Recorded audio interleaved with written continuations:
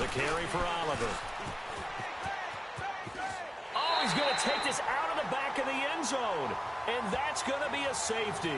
Now, the 2 points, that's not totally critical at this point. Still a one-score game, but they do have to give away the football with no guarantees they're going to get it back. Yeah, or at least if they get it back, will they have any time to do anything with it? So they've got to send their defense out there and say, guys, we got to have it right now. Save some time for us.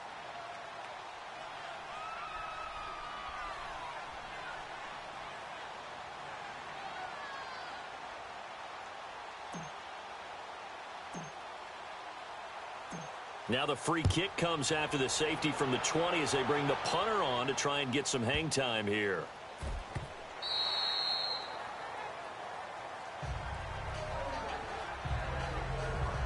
And Pittsburgh getting set to take the field. And the last go-around for them, they tried that really, really long field goal, couldn't connect. And in retrospect, I think a lot of people would say, well, why would you try one that long? You hurt yourself in field position. The ball comes out, there. That only helps the other team. But I look at it as maybe it was a double shot of confidence. Confident the kicker could make it. And even if he missed, confident in their defense that they could hold him. He's still rumbling, isn't he? Still looking fresh in this one despite the heavy workload. But you and I both know, well-conditioned, and he did tell us that he thrives on being at his peak late in ball games.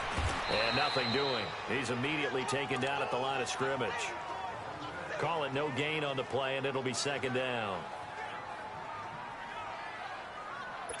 Another running situation on the doorstep as they come up 2nd and 10. Time for a break. We'll come back, see what transpires after this. So the Steelers with the football as we get you reset. They've got a second down now as they search for a way to get this one to the finish line. On second down, it's Bell. And very little room to maneuver. He'll get this down to about the 39. He only got a couple on that one, so not a ton of help. They'll have a 3rd and 8 forthcoming. And now the question everyone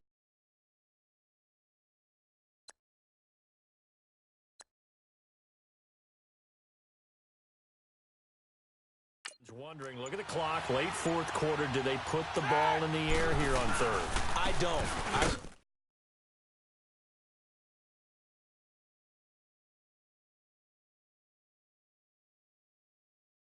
Run the football, and I tell my offensive line, no leakage up front. I don't want my running back hit as I hand the ball off to him. I don't want any type of an issue. But if I am going to throw it, quick throw, out to the perimeter, maybe one of my best receivers running a quick slant or something like that.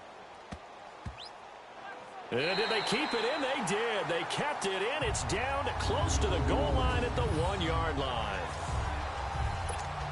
The Jags offense now gets set and heads back onto the field. They only need a field goal. Obviously, the clock a huge factor. They'll be watching that. What do they need to do here, Charles?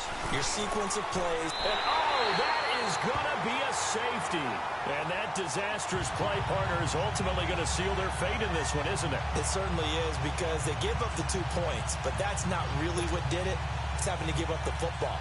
And because they gave up the football, guess what? The other team now can take the ball and close this game out. After the safety, remember, they also need to give up the football, and here's the free kick. And good starting field position. He'll get this one all the way up to about the 35-yard line. The Steelers offense now, they head back onto the field. Well, they've kind of got a situation here. Still 3 timeouts defensively, so maybe you try to run a play. And if you do it as safe as possible. And I think maybe even quarterback sneak. Take care of the football and make sure that clock starts to run before they call the timeout. We'll see what they do. Credit him with a 1-yard gain there to make it 2nd and 9. Not the results you wanted, but the good news, practice makes perfect. We'll see you again right here on the Madden Ultimate Team Solo Challenge. The Jaguars offense ready to go. It's 1st and 10. From the red zone now, they'll look to throw. Oh, that was dangerous. Throw it into coverage, almost picked, but instead they'll keep it on 2nd down. And that's one he's got to be happy to have back. There wasn't a hole open in the zone. You'd have to think on early downs like that first down there, need to be a little bit more careful. Yeah, fortunately for him, got a couple more downs to play with. Looking to throw on second down. Yates. I think someone's going to get into QB1's ear when he gets to the sideline. Already thrown an interception. That one should have been picked. Look, let's just be honest about it. That'd be the second person in his ear because he's hearing it in the huddle right now. Not the start to the game he wanted. Like you said, the pick on the opening drive, second drive, not much better. Now Jamal Charles on third down.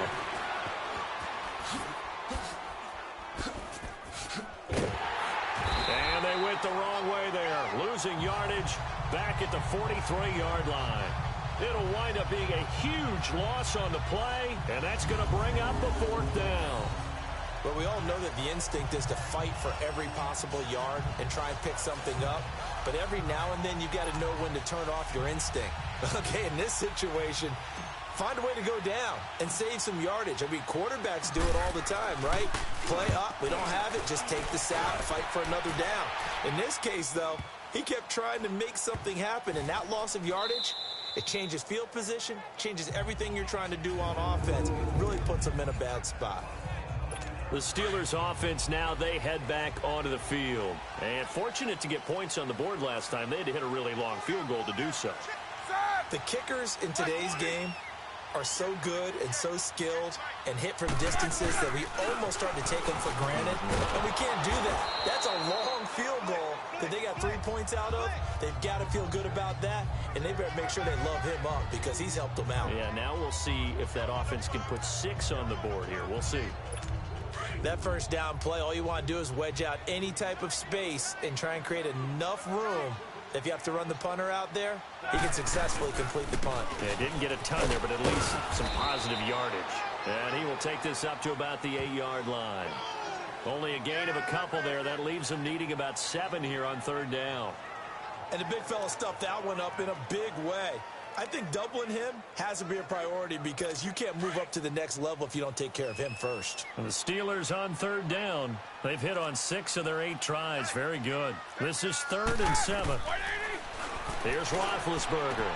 This is Bell on the dump off. It's a Pittsburgh first down, a gain of 13. He's having a nice game through the air. His decision-making's been really good. Solid there again. Just seeing nothing downfield, goes underneath. Nice game. How about the patience? Because when you're having a big game through the air, you're looking for those chunk plays, those big ones downfield.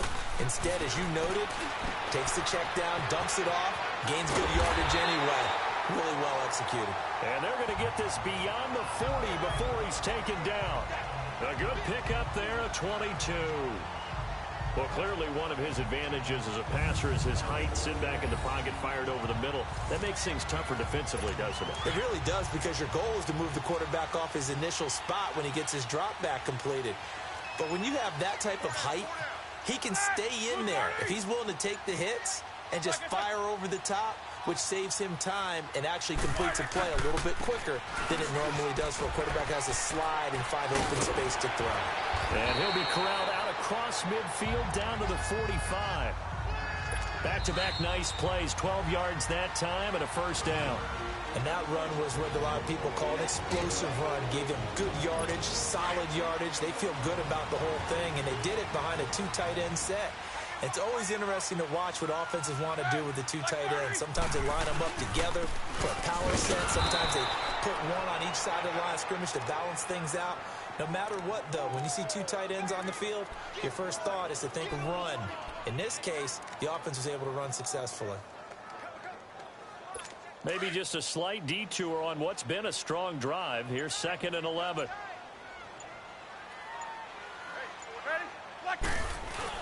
Now Roethlisberger going to hand to Bell. As he's got this down inside the 40 to the 39. 7 yards on the carry. Make it 3rd and 4 coming up. But you got to give kudos to your offensive line and the guy carrying the ball, because they were in a 2nd and long situation. It seemed pretty dire, but they brought it back to 3rd and manageable with that run. And he gets it to the 34. Good enough for the first.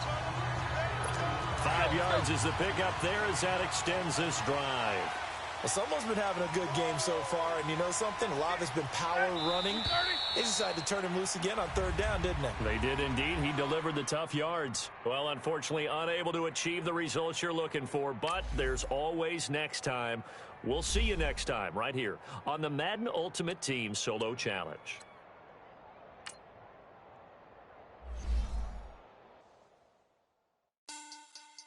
Money back. Money back. Money back. Time to take to the field. Show them what... Money back.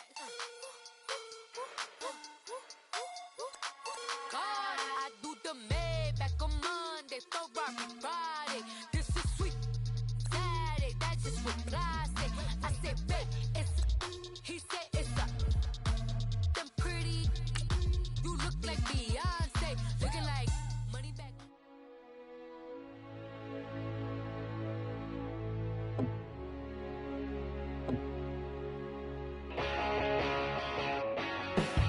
Next up, Devin Wade.